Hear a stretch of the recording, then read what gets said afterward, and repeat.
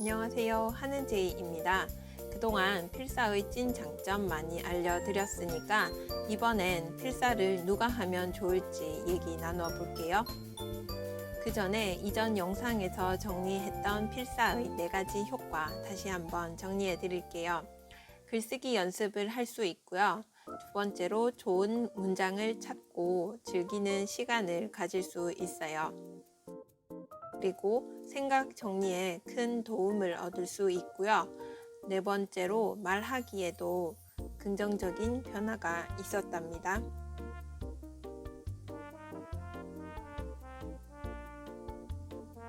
이렇게 필사의 장점 정리하고요. 이제 바로 누가 필사를 하면 좋을지 알려드릴게요. 여러분도 여기에 속하는 사람인지 아닌지 한번 확인해 보세요. 첫째, 명상을 하는 사람. 둘째, 일기를 쓰는 사람. 셋째, 일기를 쓰지 않는 사람. 넷째, 명상하지 않는 사람. 그럼 이 영상 보는 분들은 모두 모든 사람이 필사를 해야 한다는 거냐고 물으시겠죠. 네, 맞습니다. 필사는 남녀노소 누구에게나 도움이 되는 취미이자 공부라고 생각합니다. 그렇다면 왜 일기와 명상이 기준이 되느냐고 묻고 싶으시겠죠? 사실 여기엔 여러분의 기대만큼 예리한 이유는 없습니다. 아이고 죄송합니다. 그럼에도 일기와 명상을 필사와 함께 다루는 이유는 필사만큼 간단하고 평범하고 흔한 좋은 취미이기 때문인데요.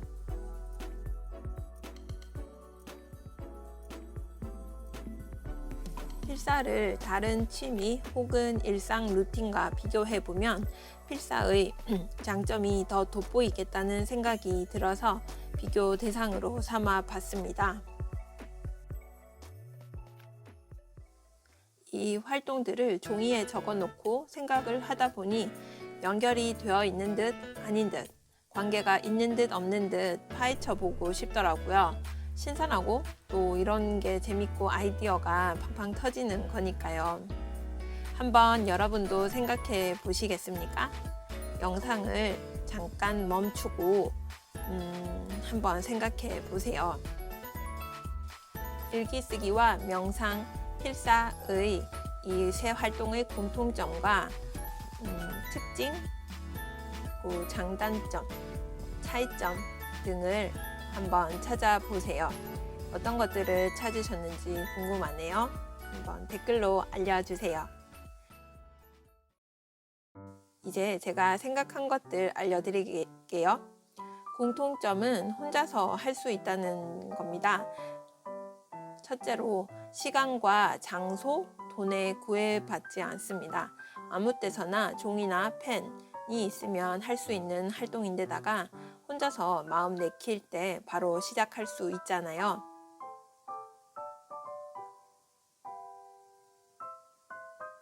시간과 돈 이런 것 수갑 차일 필요가 없다는 거죠. 두 번째로 가치관이 드러나는 선택을 보여주거나 또는 가치관을 세워준다는 공통점이 있는 것 같아요. 필사할 글을 선택하거나 일기 쓸 소재는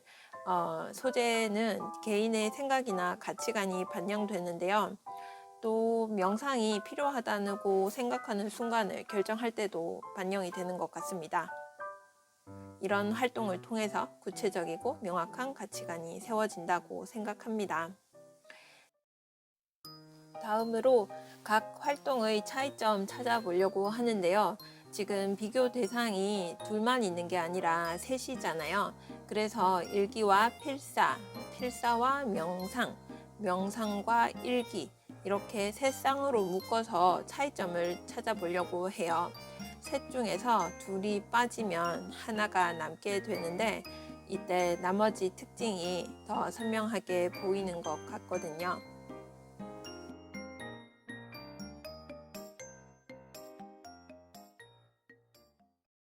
명상과 필사의 비교 기준을 저는 집중의 방향이라고 봤습니다. 명상을 할 때는 자신에게 집중을 한다면, 필사를 할 때는 누군가의 글을 통해 그 사람의 사고와 경험, 감정의 경로를 따라가면서 글쓴이에게 더 집중을 하게 되는 것 같아요. 일기 역시도 집중을 필요로 하지만 자신에게 집중을 함과 동시에 외부 상황 변수나 결과 등에 집중을 하는 경우가 있어서, 이렇다 보니까 집중의 힘이 분산되니까 명상이나 필사에 비해서 그 힘이 상대적으로 약해지는 것 같습니다.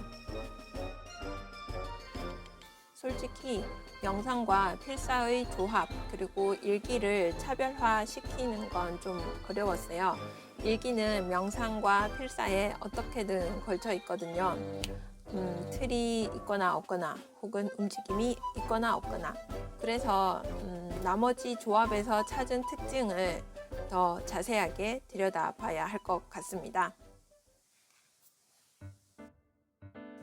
일기와 필사 같은 경우는 펜을 잡고 뭔가를 쓴다는 공통점이 있어요.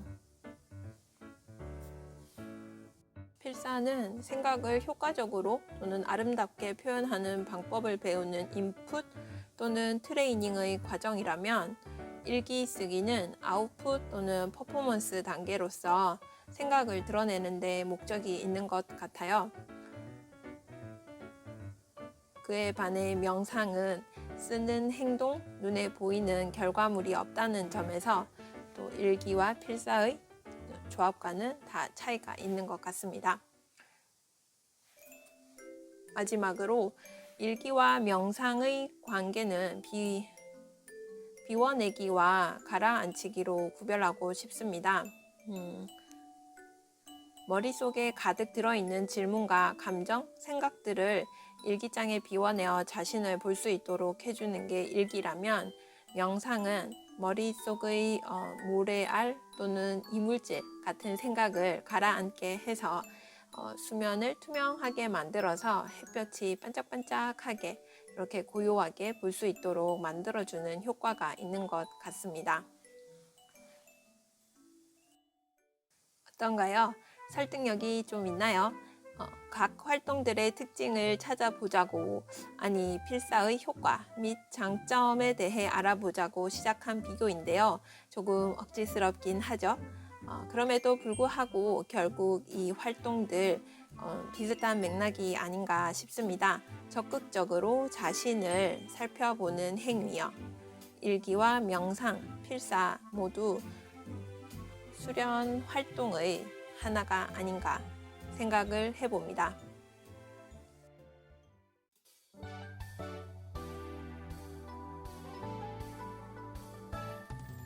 자신에게 집중하는 것도 연습도 수련이고, 글을 보고 또 눈을 키우고 문장을 쓰는 훈련도, 그리고 그런 활동들을 하기 위한 시간을 만들고 습관화 시키는 것 모두 수련이 아닐까요? 이 중 어떤 것 하나라도 하는 습관이 있다면 성취감을 쌓으면서 자긍심 그리고 자존감도 높아져서 내면이 단단한 사람이 될 거라고 생각합니다.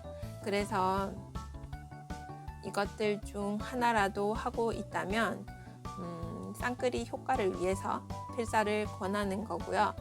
어느 것도 하고 있지 않다면 필사부터 시작해 보시길 추천하는 거예요.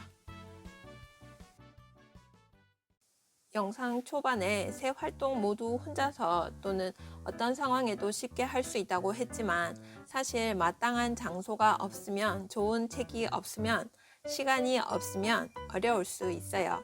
제가 그렇거든요. 아이들 어릴 때 하루 종일 함께 있을 때는 시간이 없다는 핑계로 미루기만 했었어요. 그래서 지금은 새벽 시간에 일기와 필사, 명상을 하는 걸로 하고 있는데요. 모두 노력과 관심이 바탕이 되어야 하는 것 같아요. 행위 자체도 수련이지만 행위를 준비하는 과정도 수련이겠죠. 혹시 이런 질문 갖고 계신 분 계신가요? 셋을 다 하고 있는 당신 마음 수련의 달인인가요? 라고 묻고 싶으신 분 계신가요? 저는 사실 이 셋을 다 하고 있긴 하지만 아직 많이 부족한 사람입니다. 전어를 쓴 지는 4년째이지만 명상은 매일 하지는 못하고 있고요. 그리고 필사를 한 지는 본격적으로 한 지는 2개월째입니다. 갈 길이 멀죠. 그래서 하고 있습니다. 이 영상을 만드는 것도 생각을 정리하면서 다짐하고 또 응원받기 위함도 있습니다. 그리고 사실 제가 왜 부족한 사람인지는 요즘 영상을 찍으면서 찾게 됐는데요. 이건 기회가 되면 나중에 알려드릴게요.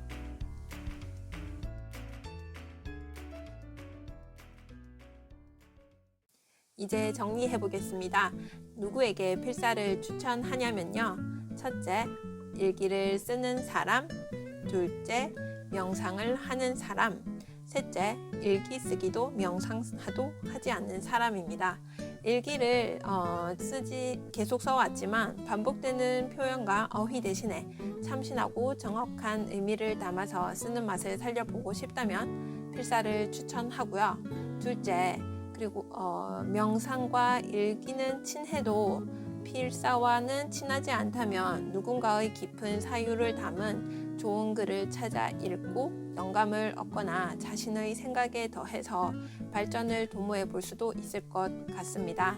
그리고 일기도 명상도 모두 낯설다면 위의 방금 말씀드린 두 가지 이유로 필사를 추천합니다. 그리고 또 반대로 필사는 계속 해왔지만 문장만 좋아진 것 같다면 또는 내면을 더 깊고 넓게 만들어 보고 싶다면 명상이나 일기를 쓰면서 자기 내면에 이제 자기화를 시키는 과정을 경험하는 것도 좋을 것 같습니다. 저는 일기를 쓸 때 필사에서 익힌 알토란 같은 문장들을 활용하기 위해서 또 노력해 보겠습니다. 여러분에게도 필사, 일기, 명상 활동이 상승작용을 통해서 쌍끌이 효과를 통해서 꿈과 발전의 상승 바람을 일으켜 주길 바라봅니다. 영상 끝까지 봐주셔서 감사합니다. 다음에도 또 좋은 영상으로 만날 뵐게요. 영상 유익했다면 좋아요와 구독 부탁드려요. 감사합니다.